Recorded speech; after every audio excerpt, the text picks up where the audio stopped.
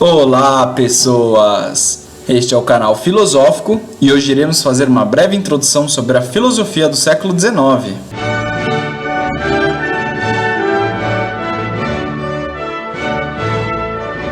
A vida intelectual do século XIX foi mais complexa do que a qualquer época anterior. Pressões para igualitarismo e mudanças rápidas e forçosas culminaram em um período de revolução e turbulência que fariam com que a filosofia mudasse de forma proveitosa. Isso foi devido a várias causas. Dentre essas, encontramos 4 principais. Como primeira causa, a ciência, que havia sido uma fonte principal de novidades desde o século XVII, fez novas conquistas, principalmente em geologia, biologia e química orgânica. Em segundo, a produção mecânica modificou profundamente a estrutura social e deu aos homens uma concepção nova de seus poderes em relação ao meio físico. Em terceiro, está uma revolta profunda, tanto filosófica como política, contra os sistemas tradicionais de pensamento na política e na economia, dando origem a ataques contra crenças e instituições que até então haviam sido consideradas como inatacáveis. Por último, e não menos importante, como quarta causa temos que a área abrangida era maior que nunca. A América e a Rússia fizeram importantes contribuições e a Europa teve conhecimento maior da filosofia indiana, tanto antiga como moderna, além da filosofia oriental como um todo. Essas causas, quando somadas, evidenciam uma revolta caracterizada pela reação contra o espírito racionalista, captando precocemente que a racionalização e a mecanização caracterizariam o mundo industrial, intuindo a ameaça que nesse processo representava a expressão humana, tendo em vista que os sentimentos individuais estariam sendo deixados em segundo plano. Nasce aqui o movimento das artes, da filosofia e da política conhecido como romantismo, marcado pelo lirismo, pela subjetividade, pela emoção, pelo eu e principalmente pela noção de escapismo, no sentido de se afastar da real problemática da época e de todos os males trazidos pela ciência, como já criticava o próprio Rousseau. Essas ideias receberam um grande acolhimento no idealismo alemão na região da Alemanha, que anos mais tarde se unificou em Estado Nacional em 1870, comprovando a relação entre o romantismo e o nacionalismo. Bom, dentro desse idealismo alemão, temos como um dos fundadores Immanuel Kant, que, relembrando de vídeos anteriores, afirmava que a existência do sujeito como centro é o que torna possível e dá forma ao conhecimento, pois é o sujeito que organiza o conhecimento do objeto, ao passo que este apenas se encaixa nos moldes da percepção humana.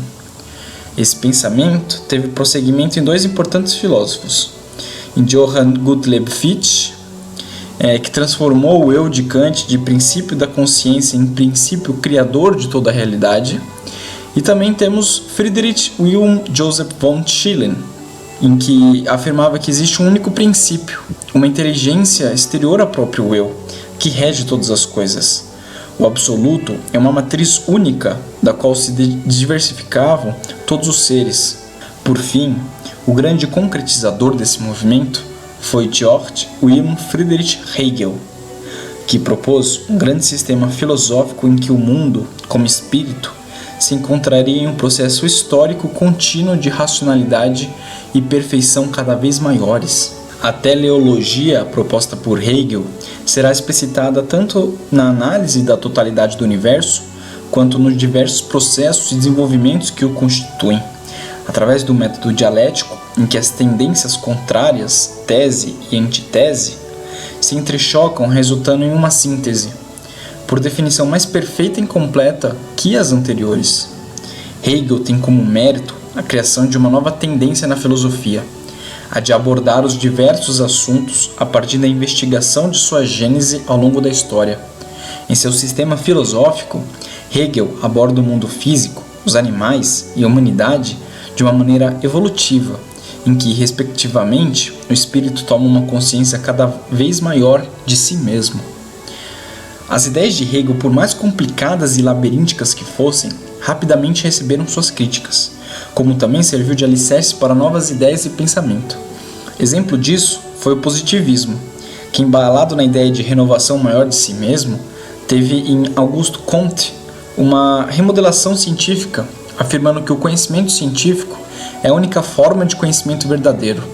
Assim sendo, todas as outras formas do conhecimento humano que não possam ser comprovadas cientificamente tinham de ser desconsideradas, entrando em conflito direto com o Espiritismo, que também tem como influência as ideias de Hegel. Bom, também como outros exemplos da crítica a Hegel estão Ludwig Andreas Feuerbach, em que este nega o conceito de que existia primeiro a ideia e depois a matéria, e que partindo disso vai questionar a religião e a alienação do homem e até Deus, afirmando que Hegel deve ser estudado de cabeça para baixo. Além de Feuerbach, estão Arthur Schopenhauer, que foi quem mais atacou o pensamento hegeliano. Para ele, o mundo é uma representação. Ele identifica a vontade como essência do homem e do mundo, sendo essa vontade a origem das lutas do homem, da dor e do sofrimento. E por fim, também como crítico do pensamento hegeliano, está Friedrich Wilhelm Nietzsche. Portador de uma grande genialidade, tem suas ideias presentes ainda no mundo de hoje, principalmente sobre sua afirmação de vida, sobre a vontade de poder do homem e sobre a morte de Deus. Nietzsche não só acaba com o eu romântico, ele acaba com o sentido de tudo. Sendo assim, nada precisaria de sentido para ser. De todo esse rebuliço, nasce um grande movimento conhecido como marxismo, que acaba por definir a cara do realismo na segunda metade do século XIX, desmontando um romantismo que já vinha decadente. Bom, baseado na concepção materialista e dialética da história, interpreta a vida social conforme a dinâmica da base produtiva das sociedades e das lutas de classe, daí consequentes. O marxismo compreende o homem como um ser social, histórico e que possui a capacidade de trabalhar e desenvolver a produtividade do trabalho, o que diferencia os homens dos outros animais e possibilita o progresso de sua emancipação da escassez da natureza, o que proporciona o desenvolvimento das potencialidades humanas. Bom, deu para perceber que se colocarmos essas ideias em uma escala de tempo, vamos ver grandes semelhanças entre um pensamento e o próximo. Em contraposição a isso, como importantes pensamentos para a filosofia do século XVII, temos no início do século o utilitarismo, que promovido por Jeremy Bentham e John Stuart Mill, eles promoveram a ideia de que as ações são certas quando maximizam o prazer e minimizam a dor.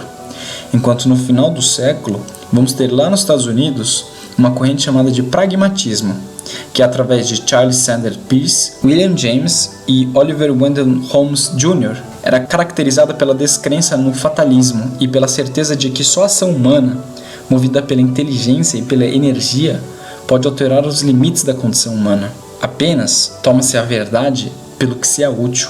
Assim, depreende-se nesse contexto que a filosofia do século XIX possui um conteúdo gigantesco e interminável, sendo que nós, do canal Filosófico, teremos como objetivo principal a explicação resumida de cada um desses movimentos e de seus contribuintes.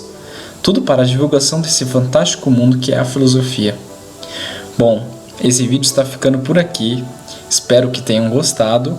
Não se esqueçam de curtir, se inscrever no canal e deixar suas opiniões. Até o próximo vídeo.